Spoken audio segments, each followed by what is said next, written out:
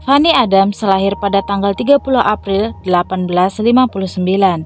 Dia tinggal di Ten House Lane, Alton, Hampshire bersama dengan ayahnya George Adams yang merupakan tukang batu, ibunya Harriet, dan 5 saudaranya. Fanny merupakan anak keempat dari 6 bersaudara. Dia memiliki 3 saudara perempuan dan 2 saudara laki-laki. Fanny merupakan anak yang ceria, cerdas, dan banyak bicara. Perawakannya yang tinggi dan cantik membuatnya tampak lebih tua dari usianya. Di hari Sabtu yang cerah, tanggal 24 Agustus 1867, Fanny meminta izin pada ibunya akan pergi bermain ke Flood Meadow, sebuah padang rumput yang berada di ujung Ten House Lane, bersama adiknya bernama Lizzie dan sahabatnya Fanny bernama Minnie Warner. Sang ibu mengizinkannya dan malah senang karena tidak ada yang mengganggunya saat sedang mengerjakan pekerjaan rumah. Dia pun tidak khawatir sama sekali sebab kota itu hampir tidak pernah ada tindak kejahatan. Dalam perjalanan menuju Flood Meadow, mereka bertemu dengan Frederick Baker, seorang pegawai kantor hukum setempat berusia 29 tahun. Sebelumnya, Frederick tinggal di Guildford. Dia kemudian pindah ke Alton untuk bekerja dan telah tinggal di sana sekitar 1 tahun. Frederick mengajak Fanny untuk ikut jalan-jalan bersamanya dan memberinya setengah sen. Namun Minnie dan Lizzie mau ikut juga. Frederick lalu memberi kedua gadis itu 3,5 sen untuk membeli permen. Sebelumnya gadis-gadis itu pernah melihat Frederick beberapa kali di pertemuan gereja. Oleh karena itu, mereka tidak takut untuk mengambil uang darinya. Frederick menyaksikan gadis-gadis itu bermain, berlari kecil mondar-mandir di sekitar The Hollow, dan memakan blackberry yang telah Frederick petik untuk mereka. 1 jam kemudian, Minnie dan Lizzie merasa bosan dan memilih untuk pulang. Frederick kemudian menghampiri Fanny dan memintanya untuk menemaninya ke desa tetangga. Namun Fanny menolak. Saat itu Frederick langsung menggendongnya dan membawanya pergi. Kedua gadis itu langsung lari ke rumah Minnie dan memberitahu Nyonya Warner bahwa Fanny telah dibawa pergi oleh Frederick. Namun ibu Minnie menganggap bahwa yang diceritakan oleh putrinya itu adalah bagian dari permainan yang sedang mereka mainkan. Melihat ibunya tidak khawatir dan merasa semuanya baik-baik saja, kedua gadis itu lanjut bermain. Pada pukul 5 sore mereka pulang untuk makan malam. Nyonya Gardner yang merupakan tetangga mereka memperhatikan kalau Fanny tidak bersama kedua gadis itu. Biasanya mereka selalu bermain bersama. Nyonya Gardner pun menanyakan keberadaan Fanny kepada Minnie dan Lizzie. Kedua gadis itu pun menceritakan kembali mengenai Fanny yang dibawa pergi oleh Frederick. Setelah mendengar cerita Minnie dan Lizzie, Nyonya Gardner pergi ke rumah Nyonya Harriet untuk menyampaikan informasi tersebut. Khawatir terjadi sesuatu, keduanya lalu berangkat bersama-sama untuk mencarinya. Saat berjalan menuju Flood Meadow, mereka bertemu dengan Frederick di dekat gerbang yang memisahkan ladang hop dari Flood Meadow. Nyonya Gardner bertanya kepadanya apa yang telah dia lakukan pada anak itu. Frederick menjawab kalau dia hanya memberinya uang untuk membeli permen. Nyonya Gardner lalu mengatakan kalau dia akan melaporkan Frederick ke polisi. Dengan santai, Frederick mempersilahkan mereka untuk melaporkannya ke polisi.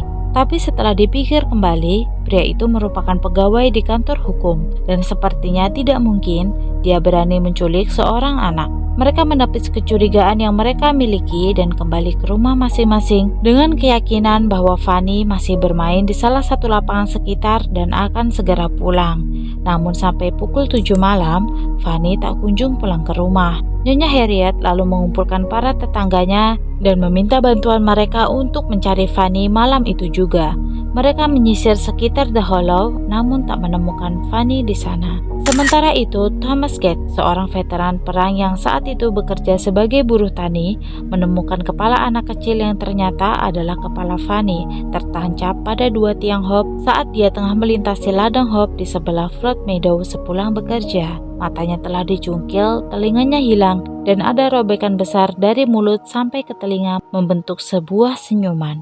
Para warga kemudian mencari bagian tubuh Fanny yang lain yang tersebar di ladang hop. Badannya ditemukan, namun lengan dan kakinya telah terpisah. Ada 3 sayatan di dada kiri. Seluruh organ dalam telah dikeluarkan, termasuk hati dan jantungnya. Terdapat 5 sayatan di hati, matanya hilang dan matanya ditemukan di dekat sungai Wei. Nyonya Harriet pergi berlari menuju tengah kota untuk memberitahu suaminya yang saat itu sedang bermain kriket tentang putrinya. Namun dalam perjalanan, Nyonya Harriet pingsan karena tak kuasa menahan kesedihan yang mendalam. Akhirnya beberapa wargalah yang menyampaikan pesan itu pada George.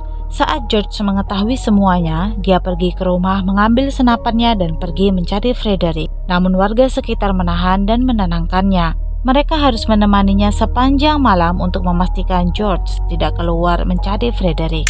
Keesokan harinya, di bawah pimpinan Inspektur Polisi William Cheney, dibantu petugasnya dan juga para sukarelawan, menyisir kembali ladang Hope untuk mencari sisa tubuh yang belum ditemukan. Di hari itu, mereka berhasil menemukan lengan, kaki, dan usus Fanny. Satu kakinya masih di dalam sepatu dan di satu tangannya masih menggenggam uang yang diberikan Frederick kepada Fanny. Namun tulang dada Fanny tidak pernah ditemukan.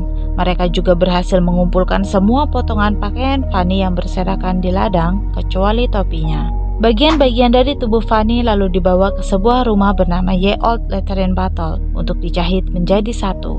Polisi mencari senjata yang digunakan, namun tidak ditemukan. Polisi menduga pisau kecil merupakan senjata yang digunakan dalam kejahatan tersebut. Sebuah batu yang memiliki daging dan rambut yang masih menempel di ladang ditemukan warga dan diserahkan ke polisi sebagai barang bukti. Mereka menduga mungkin saja batu itu merupakan senjata untuk membunuh Fanny. Pemilik rumah Ye Old Lateran Battle menyerahkan sebuah kantong berlabel bagian dari seorang anak kepada William untuk dibawa dan diperiksa. Setelah Inspektur William mendengar bahwa Frederick merupakan orang terakhir yang terlihat bersama Fanny, pada pukul 9 malam dia dan timnya pergi ke kantor hukum dan menemukan Frederick masih bekerja di sana. Biasanya pria itu selesai bekerja pada pukul 8 malam. Dia ditangkap meskipun dirinya membantah tuduhan tersebut dan mengaku tidak bersalah. Malam itu kerumunan orang yang marah telah berkumpul di luar kantor, sehingga polisi pun membawa Frederick keluar melalui pintu belakang karena takut massa akan membunuhnya. Sesampainya di kantor polisi, Frederick digeledah dan diinterogasi. Polisi menemukan 2 pisau kecil miliknya yang tidak bernoda di saku jasnya dan terdapat bercak darah di kedua lengan kemejanya, serta celananya setengah basah untuk menyembunyikan noda darah. Sikap Frederick sangat tenang dan dingin selama interogasi berlangsung. Beberapa saat setelah penangkapan Frederick, Inspektur William kembali ke kantor tempat Frederick bekerja dan menggeledah meja kerjanya. Di beberapa tumpukan dokumen hukum, Inspektur William menemukan buku harian milik Frederick. Salah satu catatan ditulis di hari Sabtu tanggal 24 Agustus 1867, berbunyi membunuh seorang gadis muda, cuaca cerah dan panas. Buku harian itu dibawa sebagai bukti. Pada 21 September, ladang Hope dibersihkan, tapi tetap tidak ditemukan bukti lain. Pakaian Frederick yang dikenakan saat penangkapan dan 2 pisau kecil miliknya dikirim ke rumah sakit Guy di London. Hasilnya ditemukan sedikit darah yang menggumpal di salah satu pisau kecil. Meski tidak ada satupun noda darah di ganggangnya dan dapat dipastikan bahwa darah tersebut adalah darah manusia.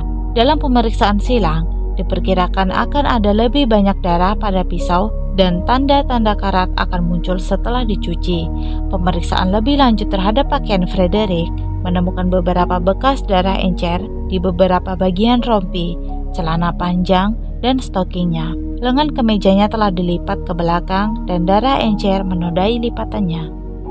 Dr. Louis Leslie menyatakan penyebab utama kematian Fanny adalah karena pukulan keras di kepala dengan batu. Ada anggapan bahwa senjata yang lebih besar digunakan untuk memotong bagian tubuh, dan menyimpulkan bahwa pisau kecil milik Frederick tidak akan mampu memotong bagian tubuh Fanny, sehingga senjata lain harus digunakan. Tapi tidak diketahui senjata apa yang digunakan dan tidak pernah ditemukan. Hasil forensik menunjukkan bahwa sayatan telah dilakukan ketika tubuh masih hangat, dan bahwa Fanny tidak hanya dipotong, tetapi juga dibacok dan dicabik-cabik. Pemotongan dilakukan kurang dari 1 jam, dan dengan kurun waktu tersebut, memungkinkan Frederick bisa memilih posisinya sehingga dia tidak perlu berlumuran darah saat memotong bagian tubuh Fanny. Pada tanggal 19 Oktober, Frederick dipindahkan ke penjara Winchester. Di tempat ini, sikap Frederick berubah drastis.